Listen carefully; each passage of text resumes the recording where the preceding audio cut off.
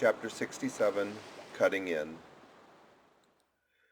It was a Saturday night, and such a Sabbath as followed. Ex officio professors of Sabbath breaking are all whalemen. The ivory Pequod was turned into what seemed a shamble, every sailor a butcher. You would have thought we were offering up 10,000 red oxen to the sea gods. In the first place, the enormous cutting tackles, among other ponderous things comprising a cluster of blocks generally painted green, and which no single man can possibly lift. This vast bunch of grapes was swaying up to the maintop and firmly lashed to the lower masthead, the strongest point anywhere above ship's deck. The end of the hawser-like rope winding through these intricacies was then conducted to the windlass, and the huge lower block of the tackles was swung over to the whale.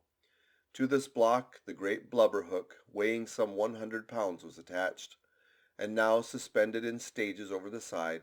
Starbuck and Stubb, the mates, armed with their long spades, began cutting a hole in the body for the insertion of the hook just above the nearest of the two side fins. This done, a broad and semicircular line is cut around the hole. The hook is inserted, and the main body of the crew, striking up a wild chorus, now commence heaving in one dense crowd at the windlass, when instantly the entire ship careens over on her side. Every bolt in her starts like the nail-heads of an old house in frosty weather. She trembles, quivers, and nods her frighted mastheads to the sky. More and more she leans over to the whale, while every gasping heave of the windlass is answered by a helping heave from the billows, till at last a swift, startling snap is heard. With a great swash the ship rolls upward and backward from the whale, and the triumphant tackle rises into sight, dragging after it the disengaged semicircular end of the first strip of blubber. Now as the blubber envelops the whale precisely as a rind does an orange, so it is stripped off from the body precisely as an orange is sometimes stripped by spiraling it.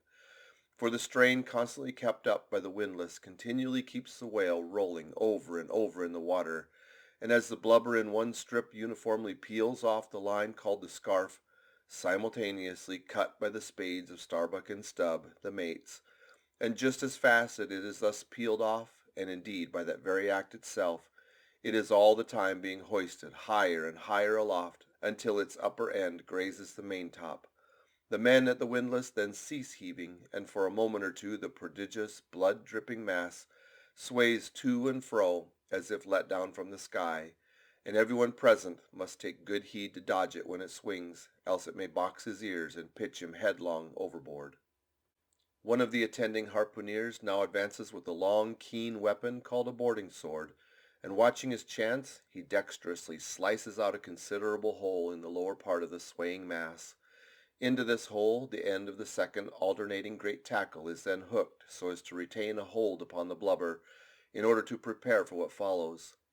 Whereupon this accomplished swordsman, warning all hands to stand off, once more makes a scientific dash at the mass, and with a few sidelong, desperate, lunging slices, severs it completely in twain, so that while the short lower part is still fast, the long upper strip, called the blanket piece, swings clear, and is all ready for lowering.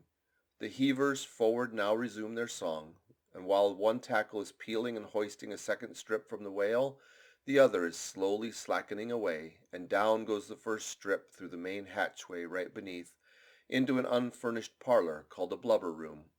Into this twilight apartment sundry nimble hands keep coiling away the long blanket piece as if it were a great live mass of plaited serpents. And thus the works proceed, the two tackles hoisting and lowering simultaneously, both whale and windlass heaving, the heavers singing, the blubber room gentlemen coiling, the mates scarfing, the ship straining, and all hands swearing occasionally by way of assuaging the general friction. End of chapter 67.